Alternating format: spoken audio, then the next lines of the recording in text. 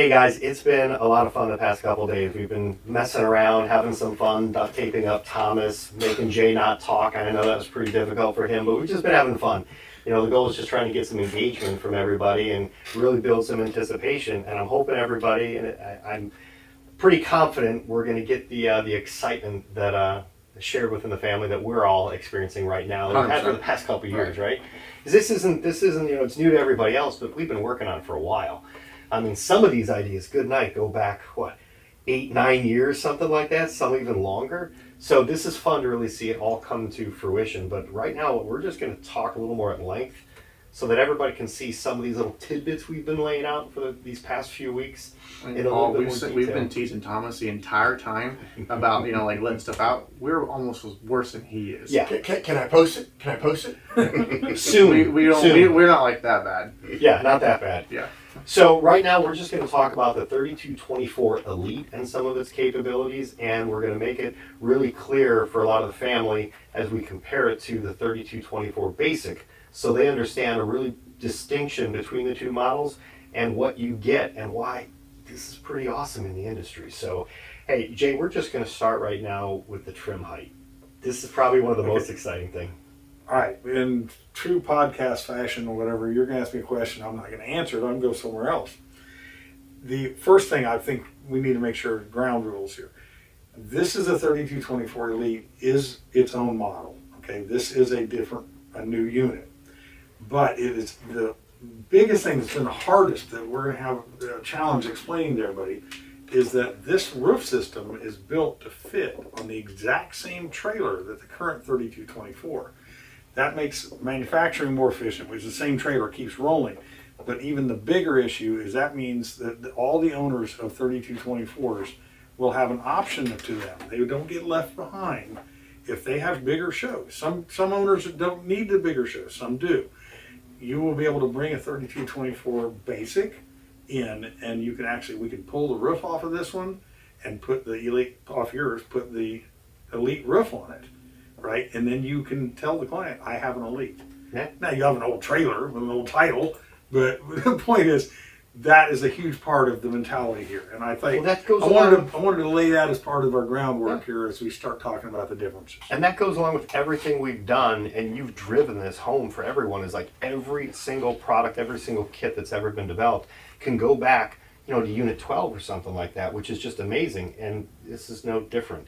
Except this is just the biggest thing. Well, like one of you guys made a joke earlier. What is this thing? Is this a kit? No, it's an upgrade. But you know, we got this reputation for this group of kits. So this was the ultimate kit, or what do you have? BMFK? Yeah. It's like, but no, this technically we're not going to call it a kit. This is an upgrade. Yeah. And this is a different. We're going to talk about the Elite unit and compare it to the base unit for the reason for the owners to understand their options and the way they can move forward. Absolutely. Okay. So, what did you ask me? Well, I asked you, where are we going to be at on this trim? I mean, tell me about 3224 Elite I've got trim. it pulled up here as they do the editing and we're talking. Hopefully they'll show us some of these shots. The trim height on this one is basically it's 20 foot. Technically, it says on my drawing right now 20 foot and 5/8 of an inch.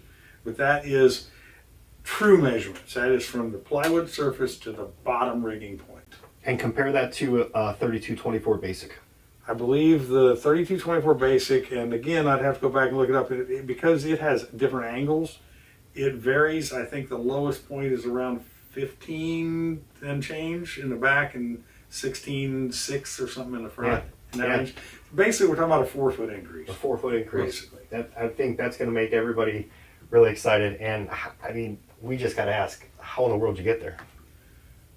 Really, honestly, a lot of this came from when I was standing on the stage at the trade show in Florida, and we were talking about the Gen 3. Mm-hmm. Okay, this new Gen 3, which it took up years of our time. That was a hell of a project. Then guys would come to me like you. I mean, actually, it was all of you guys mainly, and Thomas. I mean, all of you would come to me and say, "Well, why can't we put that feature on a 32, or why can't we build a stage?" And so now what's happened is our Gen 3 technologies are trickling down into the entire product line. I think that's a great phrase, and we're going to try our darndest to use that phrase a lot, Gen 3 technologies, because so much of what you brought out on the bigger platforms, it's just trickle down, and it seems to be working. And I think everyone's going to be pretty excited for those who are going to see it at LDI, which we hope is everybody. So we're going to get approximately 4 more feet of usable trim height and over a 3224 base. But it's not just roof height we're getting. Caleb, tell everybody a little bit about one of the most exciting features, and that's the roof capacity. Absolutely. So one of the things that we're looking at is we're still trying to get the final numbers for engineering, but we're looking at 48,000 pounds. Yeah. And Yeah. we were talking about comparison, right? I mean, we're looking at a 3024 basic at 24,000 pounds. We're not talking about doubling the amount of weight we can hang. We're talking roof capacity. Yeah. Right? So And that's crazy when you think that a 3224 basic, that's with all the kits. I mean, and that's been some amazing upgrades we're able to do with the Good kits. point. Exactly. So a 3224 basic without the kits is quite a bit less. So I think without the kits, it was around 12. I think. yeah, it wasn't that much. It was still good, but it's pretty impressive. So we're going up to hopefully approximately 48,000 pounds. I honestly have fun here, right? I can tell you with a lot of confidence it will be more than 48. Okay, all these beams that we're using are the same beams as Gen 3. Okay, and so at this point I'm looking at it going, okay, that's the 16-inch beam on a 53-foot span. It delivered this to us. Yeah. On the Gen 3, we're now taking that beam, we're making a double. Yeah. Right, and we're doing it on a 32-foot distance. Right, I can sit here and do that and go, dang, that thing's probably gonna hold like 10,000. Yeah. And I know it will be that, but I'm saying for this discussion, Right. yeah, it's gonna be around 6 or whatever. We got so good. I'm pretty confident we're gonna go way over 48. Well, while that number itself is extremely exciting, I would love to know, or everybody would love to know, the actual breakdown between beams 1, 4, your slide outs, all of the different things where it matters. Whereas the 3224 basic is extremely impressive as it is. We've doubled the capacity, but let's explain how. Where it goes, yeah. Tell Okay, me about the different capacities. if you look at beams, what we are referring to as beams 1 and 4, right? Okay. We can do. I'm gonna try to roll this as you talk, Caleb. So Okay. right here. So if it should be able to go on beam 1 and 4, should be able to do a 9,000 pounds distributed load, right? If you look at the slide outs there, you can do 6,000 pounds on those. Okay. Each. Now the slide outs, you can put your video and your audio on there depending on what you're doing, but also we have the PA beams that slide out front. They're going to be rated at 4,000 pounds a piece. I'd just like to point out too, and I think someone else can take it from here, but I really like about these is they're 5 feet sticking out forward. So also if you notice in this picture here, see where the tower is? The tower is set back 1 foot. Now this is going to make our audio guys so much more happy because now they can do the J curve that they want to with a 2-point hang. And that's also going to reduce a lot of fold back onto the stage, so we should reduce some stage volume as well, some resonance, potential feedback issues, all types of stuff we're going to eliminate with that. Correct. Now, you've made the audio guys happy. Now, let's explain why we're going to make our video guys happy. Tell me about the length of the slide outs. Slide outs are approximately 16 feet slide out, and that's from the edge of the beam to the tower. And reiterate the weight capacity on that one more time. 6,000 pounds. So we're at 16 feet and 6,000 pounds. Now compare that to, so everyone understands like the magnitude, how significant this is. Compare that to a 3224 basic with those arms and the out front bars and the PA bars and all the kits. Okay, so try not to go too fast with all the numbers, but if you had the video extension, right, you're looking at 2,000 pounds on it, right? The front PA is 1,000 pounds. Okay, so you're looking at a difference of 4,000 on one side and an additional 3,000 for the PA, right? Now, for anybody who's doing the math and is starting to add all that up, one of the ways that we're achieving that is part of the elite is not only this roof, but the 4 corner jacks under the floor are also going from an 8,000 pound jack to a 12,000 pound jack. Correct. So we're increasing the base, the structure of it as well. As well as the towers will be able to handle that much weight. That's right, the towers. We're going from 8-inch towers up to 12-inch towers. Correct. A little bit of different design on a hinge piece that we use off of the Gen 3 technologies as well. So one of the motivating factors behind this for me was this summer is I was on a different stage, roughly 50-foot mobile hydraulic stage, and I went and hung our video walls that we do standard on our Gen 3s. And I was told I can't ballast it, I can't add outfills, I can't do that. And so one of my goals is when the engineering comes back to this is I want to be able to hang more on our 3224 Elite than I could on what is an industry standard 50-foot mobile stage. And we wanted to have ideas where we can design, where you can show you how to go ahead and put the engineering where you can actually support your video wall in wind loads up to 50 miles an hour, 60 mile an hour, which to me is huge. It's a game changer. So when you start talking about the video guys, right, not only did I just give them the ability to hang more weight, right, I gave them the ability to actually add a support system to their structure. And then of course, if there's a little bit left over, the audio guys can throw some outfills on there, right? It depends on how greedy the video guys are going to be. Right? I actually really like that. Primarily as an audio guy, you've got so many more options. A lot of PAs you need to double motor the PA up, right? And we've always struggled with that in a normal configuration if you need to do that, unless some of the stages you had a pullback option put onto the stage. But for most part, we couldn't do that. And not only can we do it with the out front bar, with 5 feet, actually 6 when you're away from the tower. But even if you want to do it on the PA slide out, you can have a video wall. Say you have a video in portrait mode. Say you have, an outfill, small array on the outfill, and you can even have your PA in there, and you can pull back with the second motor on the wind brace. I'm really excited about this. Just to reiterate, these slide outs they are 6 feet longer than the 3224 basic video fly bars. Yeah. With the kit. With the kit. That's 6 more feet. And all this extra load capacity. And the other thing we're not really discussing about it, this is obviously we don't have it in our hands, we haven't built one, but basing it off of the other existing Gen 3 technology and the things we know, the time factor to build this is going to be probably less than if you were adding all these other kits. Yeah. Actually, when you talk about the time factor, that does get to be a real big deal, because one of the things that is going to be available is if you buy an Elite, or if you have an upgrade from your basic unit to an Elite, you get the tower sections, and there will be you can remove one tower section and put in another little adapter type section, and set the trim height of this stage at the same height as your original basic. So for some of the guys, which I know Caleb fits at and Thomas both, they've got a whole fleet of these, 5 at one place and 4 or whatever at the other place, and you're renting them out. Well, that means you can use this Elite as a basic unit, right? And by just switching a tower piece. Yeah. Now, that way you can constantly keep the thing working, and you don't have to give away that extra trim height and capacity,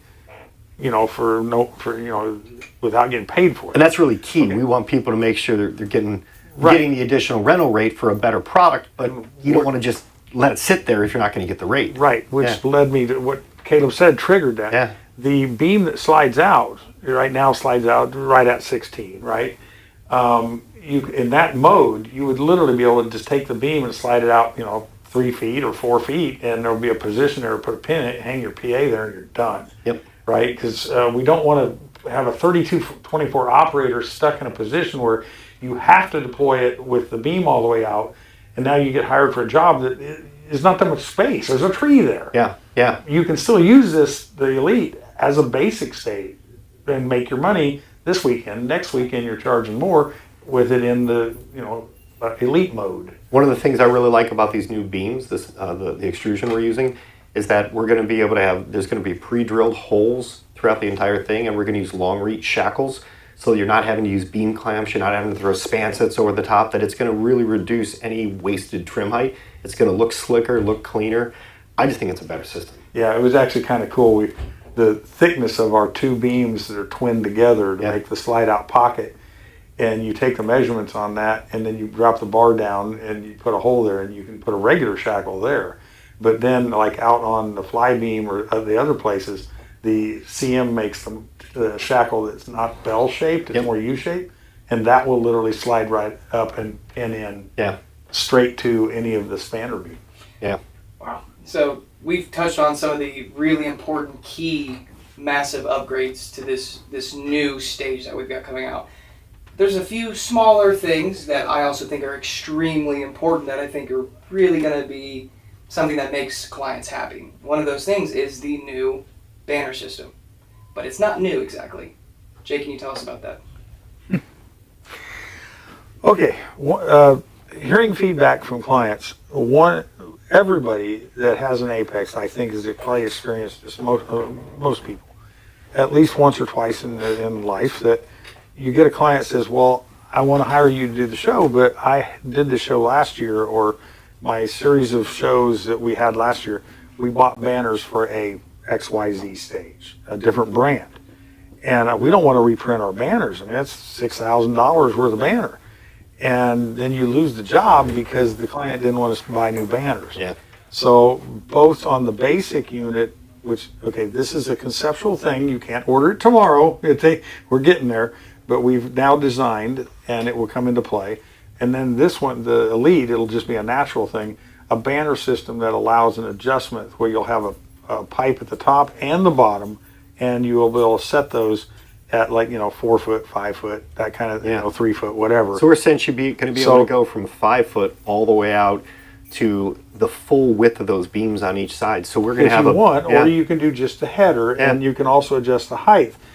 In theory, I'm not saying it'll have 100% of the time, but that means you can look at a customer, and you say, I can make your banner work on my stage, no problem. And we're not having to scab in pipe and do all types of crazy stuff. And it doesn't seem like that big a deal, but when you're talking about it, that job was worth $7,000 or something. Yep. All of a sudden, that's a big deal. It happens once or twice a year. Yeah. Right? Yeah. I'm one of those guys. Yeah. So I think that's super cool because not everyone's going to have that situation, but the fact that we can solve that problem is a big deal. But in all of this, because the people here that are all a part of this are talking and they're trying to figure out how to optimize the income. Yeah.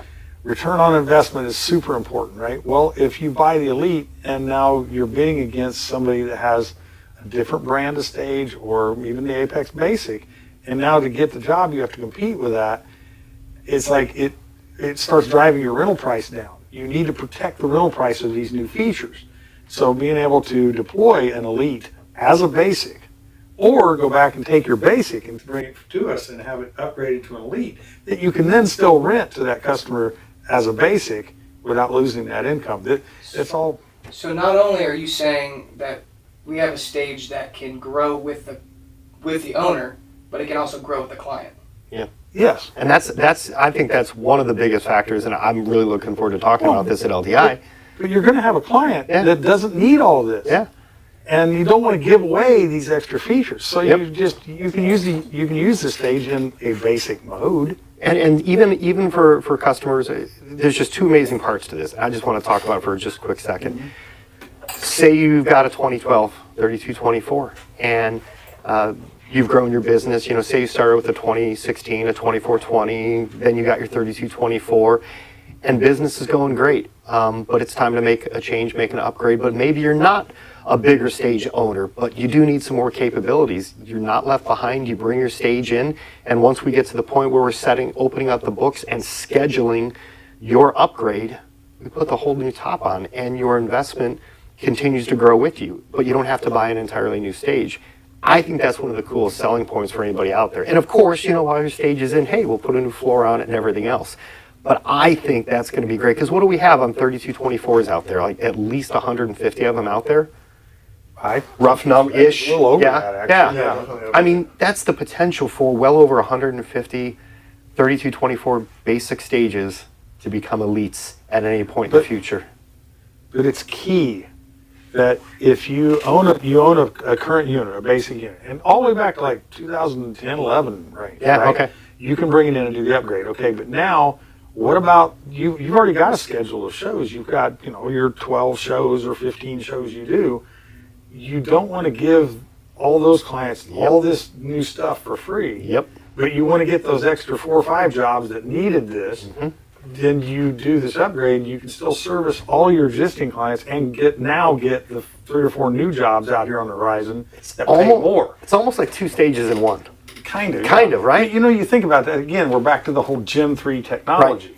In the Gen 3, you have basic mode, basic extended mode, and then beast mode. Yeah. That is specifically to target different clients. This client's not hanging video walls. this He shouldn't technology have to really pay is for just the trickling beast down. mode feature. Yeah. But I still need to make my stage work this weekend. Right.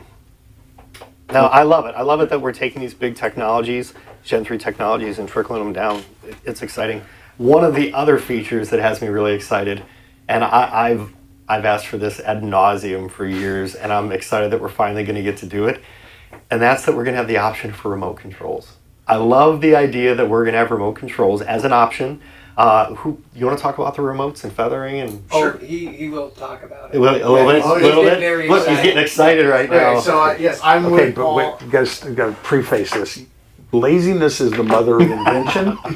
So the remote control is the prime example of laziness. Is it? Right? Is it? Okay, now I prefer. who's the most who's the most excited about the remote? Yeah. I don't. It's a huge safety factor. Oh yeah.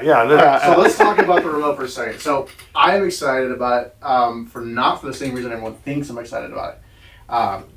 My father is much like you, Paul, and comes and complains to me on a daily basis how he wants a remote because Okay. he does most of our small hydraulics for us. Anyway, so when this came up and I could put a remote into one of the stages, he was ecstatic. So like we were talking about the upgrade systems, right? So we are upgrading one of our old units, which is a 2014 model, okay? So currently, he is in this process for right now of actually putting the new valve bank in, and I don't think I've seen him happier. Now, you just actually wanted to explain Yeah. something real quick. Yeah. It's important. The valves still work. Huh? Like for people who are listening, like you have a remote, Oh, yeah, but the yeah. valves still work. Oh, yeah, not even just that. The valve still works, so you'll always have that. You're never concerned about this wireless, right? Yeah. But here's a real big feature. Our wireless remote systems allow you to feather. It's not all on or all off. Yep. Right? So you can actually slow the motion, or if you need to speed it up, you can do that with your remote, not just your hydraulics. Yeah. Which is, it doesn't sound like a big deal, but it's really huge when you're trying to bump something or move something, and it allows it for a smoother Yep. motion. Lining up those pinholes. Yeah. Yeah. I do want to emphasize the thing you were just talking about. It's almost like it's auto redundant Yeah. in your backups. Okay, I know I've had clients tell me, well, so and so's remote, if that fails, if you lose your wireless connection or the battery goes dead, or well, hell, the forklift just drove over the remote control. Why'd you leave it laying there? Right, yeah. Sorry. Yeah, sorry. Then all of a sudden you've got a problem, and there's things you have to do. Okay, on the Apex system, when you feather the controls on your remote, it's the same company that makes the overhead crane controls. So Yeah. the operators will walk around on the shop floor, right? Same company, right? The valve bank at the back of your stage will move like a player piano. When like Caleb's up there using the remote, I can see the valves moving. If he loses connection, you just walk around back and just push it, just like always. There's nothing you have to go do to keep building your stage other than now you got to walk back to the panel like the old days. Right? I do have a really important question with this remote. Does it have a harness? You can just hold it right there. Of course it does. Awesome. It Awesome. wouldn't work otherwise. Absolutely. No, I think this is really I cool. don't know how lazy staging guys are. They just set stuff everywhere, You can't keep track of anything. Now this is cool. And if Oh, and it's durable, right? That's the one thing we need to talk about. Is that remote is durable. I'm not saying you can chuck it across the yard, but if you drop it, it's okay. Like, this is designed for staging. This is an industrial, yeah. This is literally when you go into a big steel plant and they're moving the overhead cranes and the guys walking around, like this with the hard hat. Yep. It's that same remote, same Yeah. company, same technology. Yeah.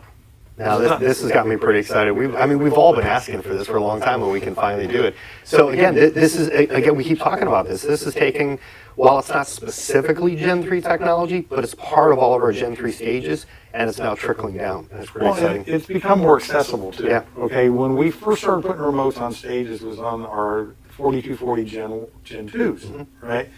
And that was a very costly thing, and it just was prohibitive for an owner on a 32-foot stage. The amount of money he was spending extra for a remote.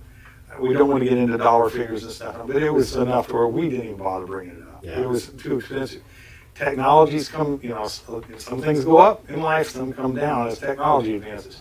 These remotes now, they're still expensive. I'm not saying they aren't, but the cost factor is way more in line to where we can actually start saying, this is a normal thing now, Yeah. right? Well, I love that we've got a company that we've all been invested with for so many years, and we've seen the company grow from a few employees to nearly 100 employees, from one building to multiple buildings, a new shopping bill right now, multiple different size stages, new technologies, and it's all because as the industry has changed and as the owners have given feedback to Apex has answered the call, and it's not just been with great products, great innovation, but great customer service as well. I mean, there's so many phone numbers that our owners can call. I mean, I know everybody calls Jeff at the office nonstop. Everybody calls Jay when he's out on the boat. I know that everybody calls Thomas when he's fixing his boat. Whoa! I get to go out on it. Right. Everybody calls Caleb, calls Parker, calls Matt at your shop, Matt at this shop. I mean, there's so many amazing people that give great customer service because we're all invested and believe in the product. You bring up a good point, and that's one of the reasons why we were doing some of these videos, is so people can start to see some more additional faces. Jay is doing an amazing job. We are all stepping into like a legacy of amazing stages, and he is designing stages faster than he can answer the phone. Yeah. And so, one of the reasons we decided, we pushed him and said, "Hey Jay, why don't you open the door up a little bit more? Let's introduce some more people. We can take on some of the workload for him, right?" So he's been relying on us to go out and do beta testing and come and give him feedback, and we're part of that design team. But I feel like now we're opening the door up to go, "Hey Jay, we got some of the phone calls. Yeah. We can answer some of these things," and that way he can draw more, make some more stages, and we go out and do some more kits. 3 more names that should get some credit are Absolutely. Jimmy Pingree, Oh my gosh. Oh, yes. John Overman, Todd Allison. Yeah. These are important pieces of the puzzle. These guys are our guys at the. If you don't know them, they're the guys at the factory. And maybe the guy who owns the whole thing? Yeah, and the guys that Probably should mention him. Yeah, exactly. Not a bad idea. Not a bad idea. That's but the only thing I'm going to say during this whole thing. no, he's exactly right. And honestly, what they've been doing at the factory is amazing. Those guys, people don't know this, but we are constantly asking them to do the impossible on a daily basis. We know Parker said, "I want to do this," and he goes and pesters Jay, and Jay rolls his eyes, and then Jay calls the factory, and they make us this piece, right? And then we take the piece out, and I say, "Well, that didn't work because of this," and then they made us 20 pieces, right? And meanwhile, they're still putting out high quality products. They're still shipping out these stages, and they're in the process of adding employees, building a building. If you guys, there's a few video clips that'll show, hopefully, with the warehouse is amazing, the shop is amazing. Yeah. We just need to, definitely, you're right. Give those guys a shout out. I mean, they're badass guys. And without them. One thing you guys haven't really brought up yet, though, is we have the 2 versions of the Elite 3224. Okay. And if somebody wants to bring theirs in, well, hey, I keep mine busy year round. So the downtime that it's going to take me to send it to the factory and for you to take the roof off and do all these changes, I'm hearing, and I'm going to call it rumor because I don't consider it fact until I actually see it done, maybe to my stage, but I'm hearing that this downtime could be only a week. Yeah. In a perfect world. Yeah. In a perfect world, but the perfect world, to explain what is the perfect world, let's say, you I have to contact make an appointment. you contact Jeff. Jeff says, okay, that the questions you have about your 2013 stage, let me hook you up with Paul. Paul will go through everything with you. Do you want to go with a better engine? Is it time? Are you having problems with your axles and the capacity? Did you have the regular axles or the heavy duty ones? We now have disc brake axles at 15K a piece, right? Do you want to get that also? Well, there's all kinds of options to figure out. Where I'm headed with this is ultimately the bottom line is if a guy calls you and wants to rent your stage and he says we need the Elite, can you say yes or no? Okay, that is what the crossover point on you have an Elite. You don't have to get the axle upgrade, but if this new trailer is going to weigh 3,800 pounds more than your original, okay? If you put a lot of gear in it and you live in West Virginia and you drive up the mountains all the time or whatever, well, then maybe you should upgrade the brakes too. Okay, so And that you're all being still said, with a pickup truck. Yes. Oh yeah. Yes. Okay. That's what's So amazing about it. right. Okay. Now, where the parameter is if you set all this up, let's say hypothetically you work with Paul on building your stage, what you want done to it. Jeff writes it all up, puts it in the queue, assigns you a date. All of the parts will be ordered and already built. Your new roof will be built when you show up. Okay. At that point, you could be as little as 4 or 5 days of shop time to switch out your whole roof system, right? Yep. But if you then want, let's say, new axles, and okay, we're going to take my old unit and actually pull the valves out, and then we have to extend the the valve box is like 6 inches and put in different valves. If you get that involved, okay, maybe you're going to be there. You might be in the shop 2 weeks, 2.5. The point of all this is you're going to know in advance what's the time frame that we're planning.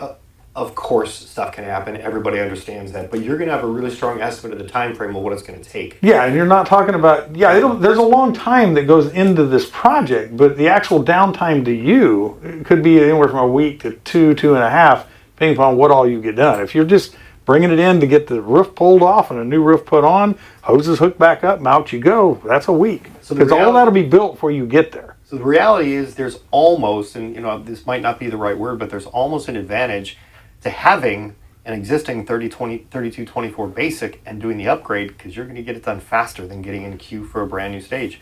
And that's kind of incentive to a lot of the people who always want to have the new hotness, right? Honestly, we're trying to get it so balanced that a new stage costs this much, and if you have an older stage and you've already paid it off and you pay this much, now you would have the same product. Timing. Okay, but my point is, the formula will be such that it's going to be a hard question for you to answer as an owner. Yeah. Because you'll have to make an investment in your older one to get to a new one, but you can have it done in a week or two. Exactly. Okay, but the bottom line is it's all going to balance out pretty dang even on the money stuff, and that's a decision each owner is going to have to be based on his schedules. Does he want to go through the trouble of selling an old unit, buy a new one, or does he want to just make the transition? Oh, one more thing we don't want to forget. It's going to be an easy decision for guys to make. One of the things that's kind of been a hot topic, and Jeff has had to deal with a lot this year, is now that we have this new engineering package for everything, obviously an elite, whether it's an elite upgrade or a whole new elite, of course, but you're going to get new stamps and drawings included with your elite roof. That's just going to be part of the package. So of course, yeah. So just everyone's been asking about these new stamps, of course, is going to come with the new roof. I think it's important that we mention that the elite does not displace the basic. Right. The customer can still buy the basic. Yeah. If that's what they feel is best for their business. No. Yeah. It's that we're not eliminating the basic. But this helps filling the gap a lot too, Correct. because a lot of people, as popular as the 3224 is, people are outgrowing it. They're wanting a little bit more, and video is so dominant, and lighting is getting so much more amazing that now this fills the gap, because your next stage right now is your Gen 3 series. Well, the owner that's in line right now in queue, and they're expected to take ownership of their stage in April or May, and they've got a whole summer of shows booked out. They're probably hearing this right now, and they're going, oh, you mean to tell me I could have gotten Elite? Well, no. Hold on, because the Elite's still going out, the new ones, everything's still getting baited and so forth, and we're still working on it. But the point is, go out and make your money this next summer, right? You've already got your shows booked, you've got your basic that you've already got in queue, you're ready to pick it up. And if you find that in another year it's time to get your upgrade, get your upgrade. But you're not losing out at all, whether you're getting a brand new 3224 basic right now, whether you have an existing 3224, or you want to get in queue for a whole brand new Elite. Everyone is going to be taken care of, no one's left behind. Nope. And we did I don't want to say a case study. Everybody here is in some way, shape, or form either owners, designers, or the factory representatives. The head of sales, Jeff, right? Well, there's 163 or whatever of these stages out there right now, whatever it is. Yeah, it changes every 2 weeks, right? Yeah, right. We're thinking that probably, realistically, out of those owners, there's probably about 50 that will be interested in an upgrade package like this over a course of 3 or 4 years. That's the projection. But there is a lot of guys that are happy with the 3224, and that is a market, that's a solid market point. Yep. It is not going anywhere. Nope. It's just we're expanding the product line, and it's back to, if you call a factory and you say, build me 3 of these widgets. Well, 3 of them, they got they're $38 a piece. But if you say, I want to buy 2,000 of these widgets, well, now they're $1.20 a piece. Yeah. Okay? this is all about the consistency of parts, hinges, wheel kits, gooseneck.